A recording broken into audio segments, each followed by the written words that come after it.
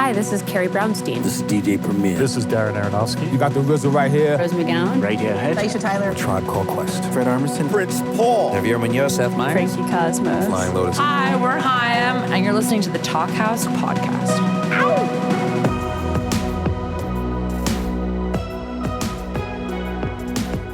Hello and welcome to the Talkhouse Podcast. I'm Josh Modell.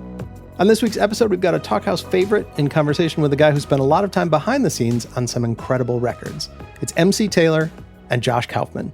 Now, Taylor's been making music under the curious name Hiss Golden Messenger for 2 decades now, and he's amassed an incredible and incredibly varied catalog of music that's never easy to pin down. There are elements of rock, folk, even elements of what was called alt country for a while there. But what ties it all together is a true vision. Taylor has a singular voice and passion that runs through all of his records. The latest, called I'm People, is concerned with nothing less than community, music making, heartbreak, and the world at large. He does not aim low, in other words. It's his most ambitious and maybe accessible in a while, and as usual features a motley crew of guests and regulars, including Sam Beam of Iron and Wine, Bruce Hornsby, and Sarah Watkins, among others. Check out a little bit of the song Shaky Eyes right here.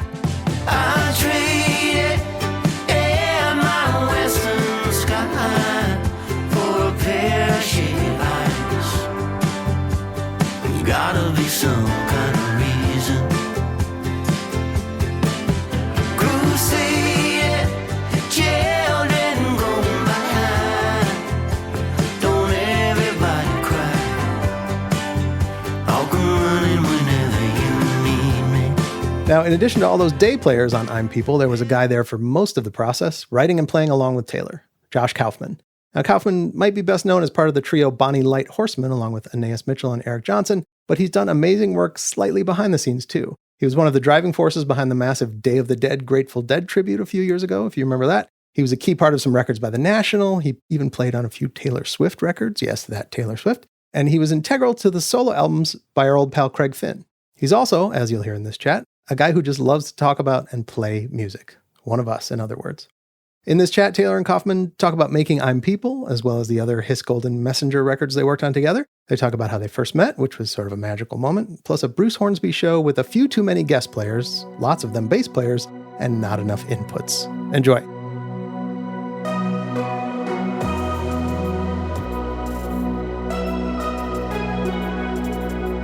All right. Okay. Can you hear me? I can hear you great. Can you hear me? Okay. I'm cooking on my end. I'm cooking also. Just a bunch of middle-aged guys with some gear. Oh my God. So are we supposed to talk about the record I'm People? I feel like there's a lot to talk about. I feel like you might agree with me on this, but like I'm People just feels like a specific era of a long relationship that started a super long time ago. And I was like trying to remember the exact moment that we met. And I'm wondering if maybe you and I have different memories of that. I know what I have logged in my memory as the first time we met. Do you want me to share it? Yes, please.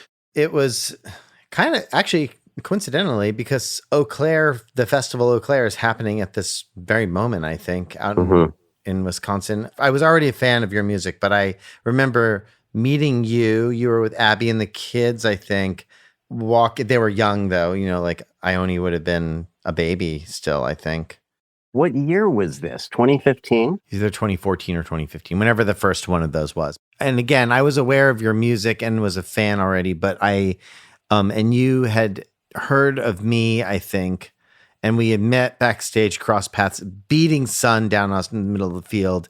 And I just said hi. You introduced me to the fam and stuff like that. And you were like, you kind of just like smiled at me and you were like, I think we're going to be making a lot of music together. Like, that's what you said to me.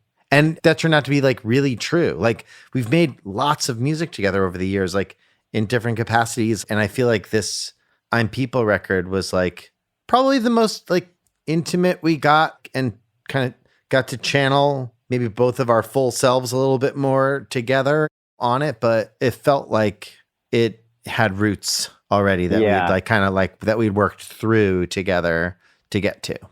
I feel like part of why I'm People feels like such a success personally is that you're hearing this relationship on display that I think is very just like kind of really lovely. I think you're better at this than I am, but like maintaining relationships in the environment of like music making, of which the business side is a part. Sometimes those relationships get very complex and hard to navigate for me. Mm-hmm. And I feel like our relationship of friends making music together, even though money has been exchanged, has continued to be very pure for me. And I haven't ever put our relationship in a place that's like, this is just business. Or Right. or this is purely just music making. I don't ever want to like enter into the business side of it with this relationship. And I have relationships with people that inhabit both of those places. Sure. Yeah. But with this one, I think it has a lot to do with trust and feeling like you kind of know what is, is in the kind of like bones of what His Golden Messenger, the music of which I am also an observer. Yeah, like we both understand what's in the bones there. We've had time like in the van together, listening to music to kind of get to that in a sort of at like a natural pace, Mm-hmm. Actually, maybe sort of an abnormal pace, really. Cause like I think most friendships, at least when they're not in music and on the road, they maybe move at a different pace. I to be honest, I haven't had that many in my adult life. I'm learning right now how to like try to maintain a couple relationships with friends who are not in this thing that we're in. And it's like, it's kind of like weird, like coming off a spaceship or something. There should be a movie about that, Uh-huh. like a comedy, Uh-huh. Totally. like the 40-year-old virgin. The 40-year-old Vibes. virgin, like totally that just, yeah, that kind of casual pace. And then, but then with like, yeah, some weirdo like us, trying to like be ourselves in the world. I mean, it feels a little bit like that when I go to like Ione, my daughter's like a soccer game of hers, and I just feel so out of my depth, and I can't help but feel that people sitting on the sidelines are like, "Who is this guy?" Maybe he'll leave. Yeah, hopefully he'll leave. But like kind of back to what you said about like the like having a friendship that does kind of have these other variables. Like, yes, there's a business kind of like that we're, interacting with, and yeah, there's music that we're like really serious about. But then I feel like there's lots of time in between those two things where you and I have spent time just like kind of like sharing stuff about ourselves and like our lives and trying to be real with it. And I feel like the other things almost have to honor that. Right. And it keeps it real. Yeah. So there's sometimes where like in certain types of, and these, more like quote unquote, like mercenary relationships where if it's just a gig, I enjoy getting to know people in those situations too. But sometimes it's like, it's really just when you're working that you interact. Right. Yeah. Whereas I feel like you and I, even if we go a year without picking up guitars together in the same room, like we're still like calling each other even just to chat or like sending each other music or just checking in. For me, it has a lot to do with like getting older, understanding how to exist in the pressure cooker that, is like, I wouldn't want any other life, I don't think. But it is a very specific set of challenges, one of which is like understanding how to maintain relationships through the different versions of yourself that you're carrying through the rooms. But I don't know. But I was thinking about all the different studios that you and I have worked in together and in different capacities, like from Brad's little back house, which is that was the first one. That was really where I first remember working together. Yeah. And we were working on Heart Like a Levee. We would have been making that in 2015. Oh, okay. Where you had your Starfire with you? Yeah, I would have brought that. Yeah.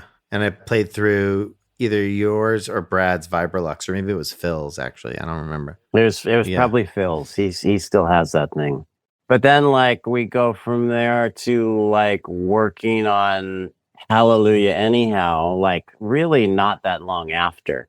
And I remember playing at Bruce Hornsby's festival. Do you remember this? And it's funny because you and I have been communicating about Bruce Hornsby so much recently, because for people that are hearing this, I mean, Bruce plays a little bit on I'm People, and we just did something else with him with one of the outtakes from I'm People.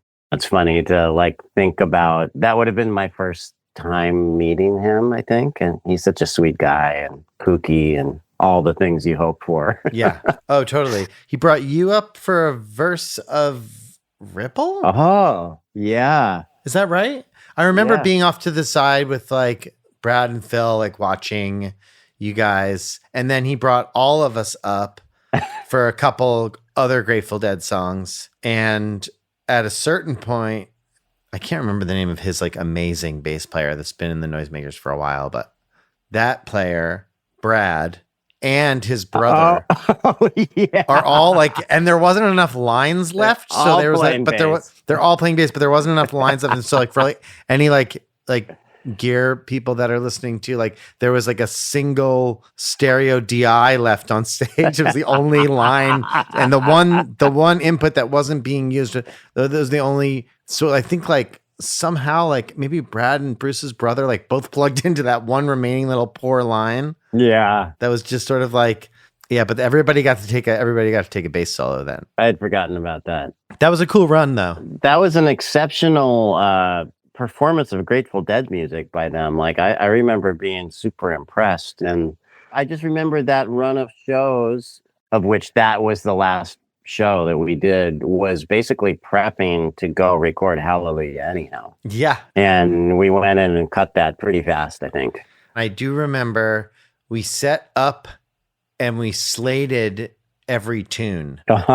Like we would play the set because we were playing all of those songs on that run. There weren't any surprises necessarily when we got in the studio. It was just kind of like, you were like, oh, we'll put like, these are new songs that we've been playing for the last week and a half or 2 weeks or whatever it was. And like, we're just going to play them now. And so we played all of them and then we had all our lines checked. And this is at Overdub Lane in Durham. Yeah, this is a small studio in Durham. I think I was staying with Darren Jesse at his place. We went back the next morning and like Brad and Scott and Chris are there. Brad Cook, Scott Hirsch, Chris Berner. They play back the stuff and we all listen and we're like, that's pretty good. Yeah. And then Yeah. there were only 2 songs that we were like, we could cut this better. You had changes you wanted to make to the arrangement. So we went back in. Yeah. And then we had like a few more days. So we, we overdubbed some mandolins and we overdubbed some organs and some vocals. And I think Mike Lewis came in and played some saxophone and like on John the Gun. It was like one of those things where like, wow, we just cut that record. Yeah. It's a fun thing to like be reminded that it can happen that way. Actually, I feel like making Hiss records has never drifted like too far from that. Mm-hmm. I feel like as when I was learning to make records in my like very early 20s, I really got stuck in this quagmire of like trying to make a perfect record. And sometimes it would take 2, 3, 4 years. And I just remember like spending days in the studio trying to get drum sounds. And there was like evidence to support that this was how you did it. Like you read these interviews with like Tom Petty's band and they talk about how they could spend a week getting drum sounds. And I guess I was just kind of like, I guess this is how you do it. So when I realized that it didn't have to be like that, then I was like, I'm never going to go back to that way. I'm always going to try and like work as quickly as I can. I'm not going to do a bad job, but I feel like for me personally, taking a super long time on a record, what ends up happening is I make it worse, not better. I think that's happened to me before too. I remember going into a studio with the guy who kind of like taught me how to play guitar in my neighborhood. growing up, we went into the studio and it was like guitar sounds, get on our acoustic guitars, get vocal sounds, and then record the guitars and then separately, like we weren't playing them together, and sing after that. And I remember being so confused and disoriented that like, this is how it's done. This isn't going to work for me. And then fast forward a couple years, like going into a studio, and similar to like how you're describing, like spending all morning getting like a snare drum sound, I was like, this sucks. I thought this was like going to be my favorite thing. Yeah. And I hate this. Oh my God. Yeah. And then a friend of mine who, this really sweet guy I went to high school with, his name was Steve Tamburello. He had a 4-track at home, and I remember going over to his house after school and like 4-tracking with him. And all of a sudden, all the things that I thought a studio would feel like were actually like, they were real, you know, being able to like transfer these creative impulses to something that would capture them. And like, that's the part of it that was fun, you know? Yeah. And cool. Yeah. And then doing it forever now. It isn't something that I really want to like, I don't want to draw out the process, mostly because I want to get on to doing new things too. And like you said, I'm not going to do a bad job. I'm going to do a great job. I just don't need a lot of time to do it. Yeah. You know?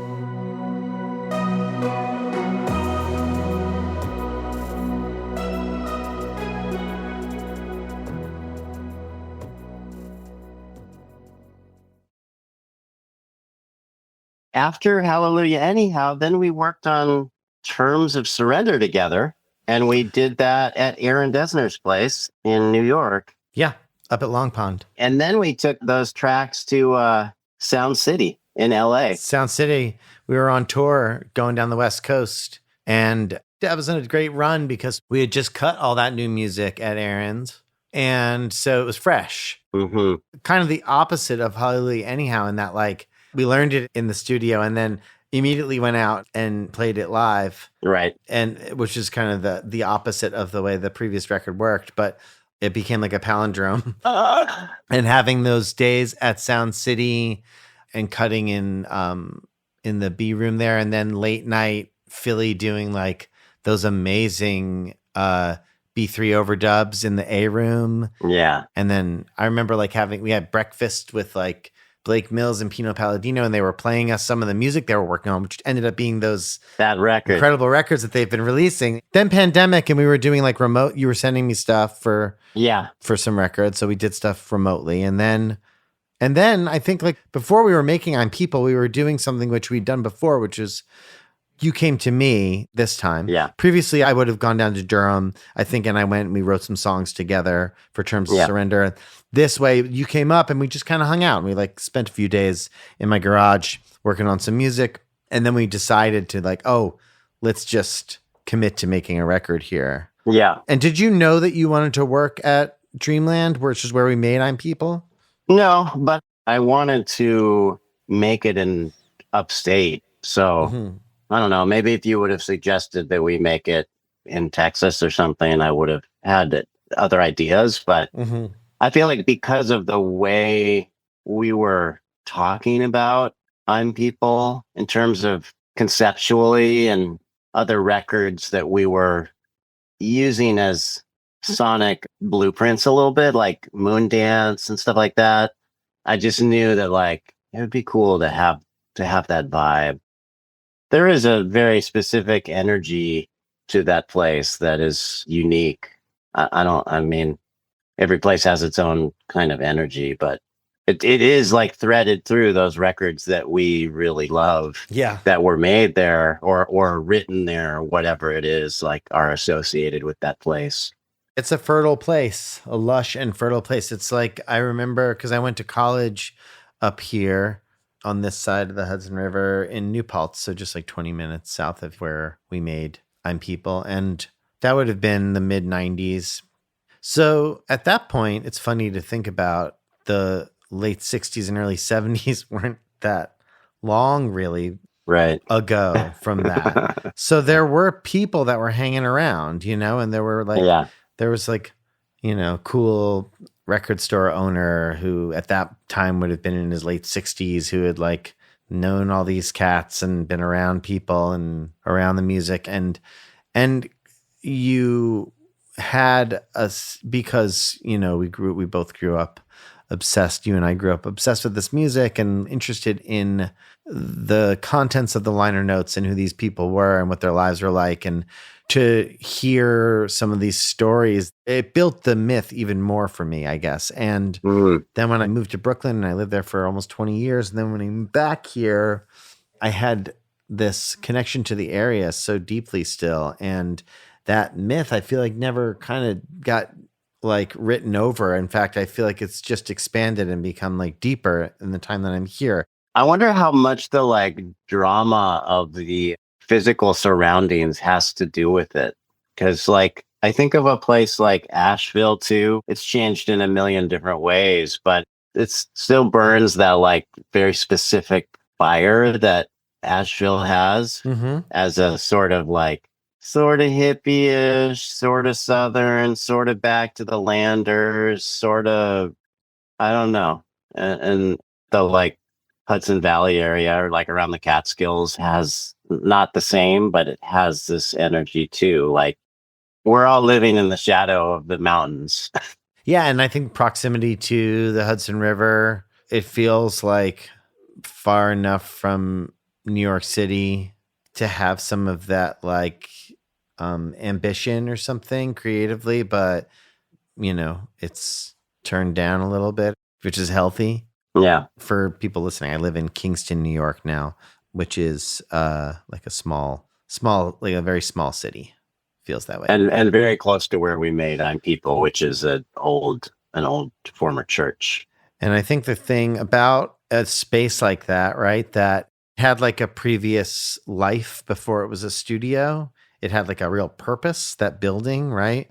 So I think there's this feeling of enchantment when you walk into it. It's there. People have really used this building for like a lot of trying to connect, trying to relate either to each other or to something way bigger than that. And you kind of feel it when you're there. Yeah. Like you want to seize it, and because it was a church, the live room, the part of the studio where people congregate to make the music part, is a big space. It's with stained glass and it's comfortable to be set up in and playing music for days on end.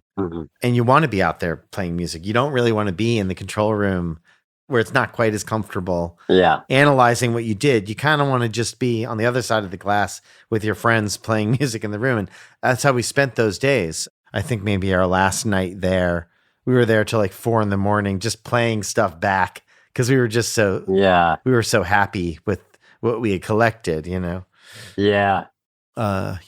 Dreamland. You and I have both kind of like built our careers, I guess you could say, their careers in music, somehow like being connected to specific certain types of records that we really love from the past, but not being beholden to them, not being reenactors about them, right? But just like somehow like picking the stuff from those records and kind of carrying them into like making our own records. Like at this point in my life, I don't ever want to put on a Hiss record and have someone say, "Man, this is awesome. It sounds just like blah, blah, blah, blah, blah." Exactly. That might have been something that like was very exciting to like 20-year-old Mike, but my hope is that that never happens now. Do you want to talk a little bit about that? Yeah. I feel like that's something that you and I both do in different ways.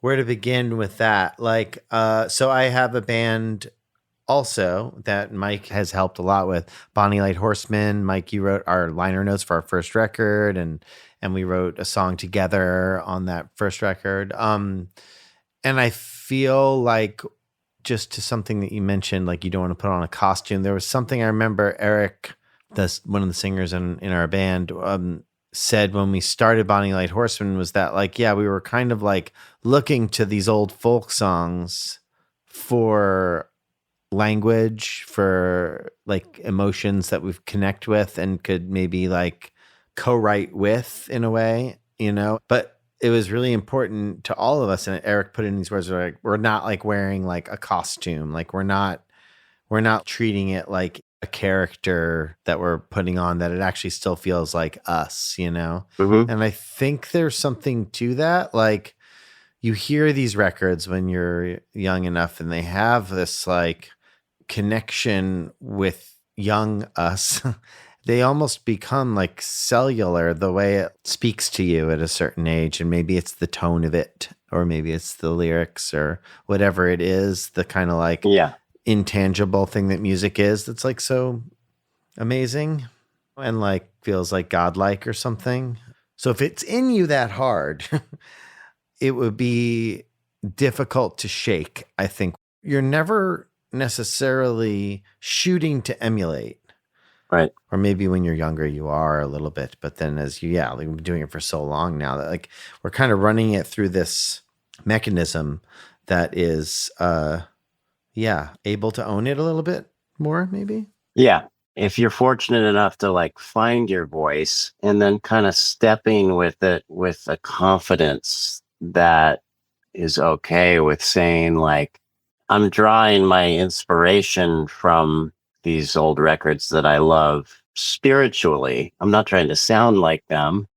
Anytime that I reference a record now when I'm making my own stuff or anything, it's not that I want the drums, for instance, to sound like Curtis Mayfield's drums. It's more like I just admire the choices that some of those musicians made. It's chasing a feeling. When something is coming out of the speakers and you're like, oh man, not really what I want to be feeling right now. Right. I need to make a change.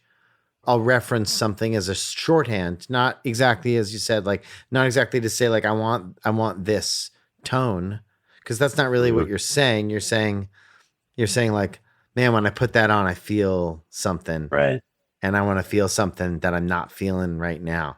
Because it becomes like chemistry and an exchange, I just think of all the different collections of musicians that I've been in the studio with over the years since I was like 18 years old. And what a motley crew. It's fun to trace the path and to like sort of meditate on like who stuck around, who kept getting better and better, right? Who found their voice that was very unique to them. I think about like recording with some early band of mine that was like technically so bad. I mean, spiritually awesome teens. Yeah. But just technically like bad. And then like, 30 something years later, like we walk into Dreamland and like I look around and think like, this is an excellent grouping of musicians by any standard and any measurement. Like this is a crazy group of musicians.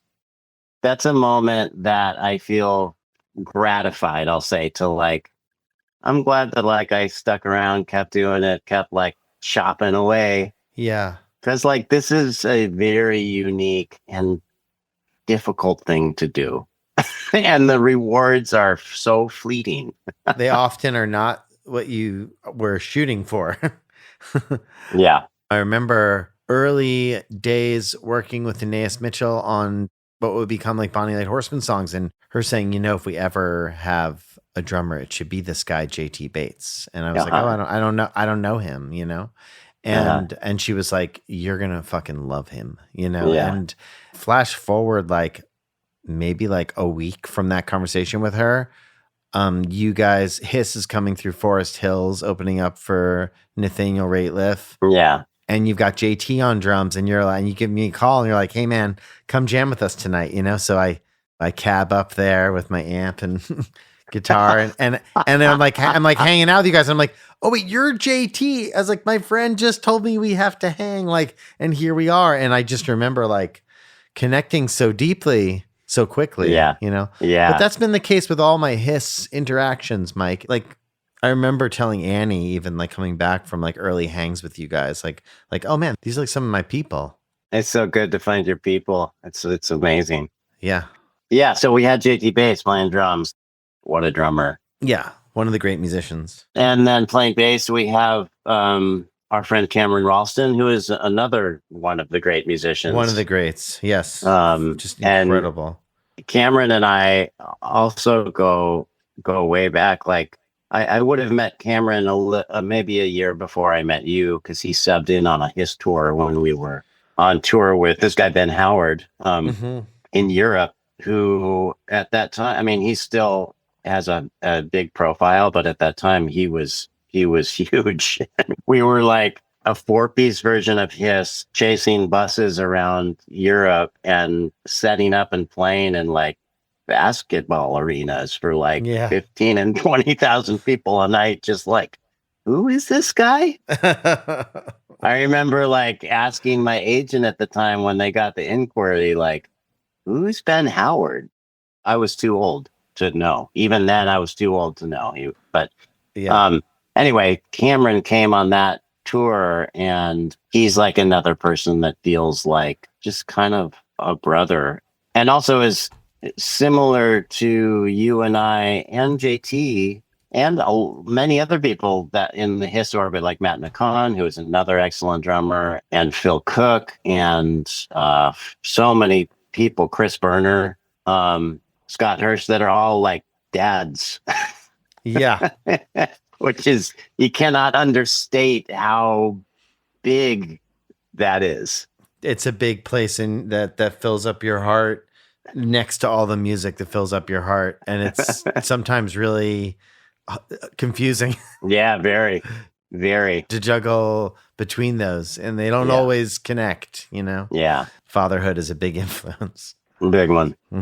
Yeah, so it was me, you, Cameron, and JT out on the floor, and then Chris Berner, who normally plays guitar in Kiss, like in the most recent iterations touring. And like, I have to give Chris a huge, really big props for like being like, okay, I'm not going to play guitar, I'm going to engineer. Like, but I was doing just it like it was like he was playing guitar. I mean, it was so beautiful with the way he took that position. Yeah, he's an all-timer for me. I mean, I see him all the time down here.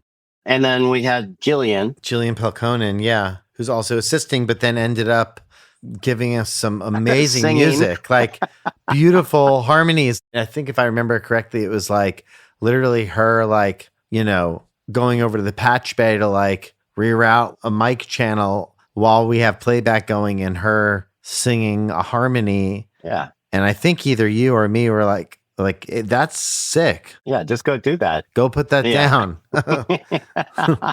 And just like quick one take. Yeah. Beautiful. Yeah. The vibe of Dreamland is almost like another band member, like a fifth band member. The tone of that room and the space makes up some kind of special thing, like an invisible feeling. Yeah. I guess feelings are invisible, but like you know what I mean? Like an invisible instrument or something like that. And then also, I think the timing worked out where you and I both had very workable spaces at home. So the sort of overdub part of the record ended up being very casual, very beautiful, kind of like assimilated into just our everyday life. Right. Where we were adding things, and Annie Nero, who is my wife, but also an amazing musician, would it be, you know, be able to, Mike would be like, oh, can you just see how Annie sounds on that thing? And, you know, we'd do that, or, you know, and you would have Matty Bones come over and play horn, or like do stuff like, so there's like all kinds of stuff that we were able to do post Dreamland to kind of build out the wings of the record in a really cool way. Yeah, we're both sitting in our studios here right now. And yeah, I mean, I'm like real big into like owning as much of the means of production as you can at this point in this cutthroat business. It's helpful. I don't really know anyone at this point who doesn't have at least some small mobile or home situation to add to stuff that has been done at a commercial studio. Like the thought of just going into a commercial studio and finishing everything at that studio is not something that I've done in a minute, and probably will never do again. I love being able to come out here every day that I'm home and work on new music and kind of build a body of work that, because you can have the production level be high. It's like keeping this audio journal that eventually like totally could be, my next however many records. Yeah. Yeah. Like a painting studio or something like that. When I was like, probably in my mid-20s and was really thinking about this idea of like, how does like a band take sort of vintage influences and weave them into something that feels genuine to them, contemporary, not like a throwback. And I was thinking of that record that has such deep connections to the Hudson Valley. Do you know what record I'm going to say? You want to take a guess? Oh, wait, A record that came out in the mid 90s from the Hudson Valley area. That was kind of blending old and new.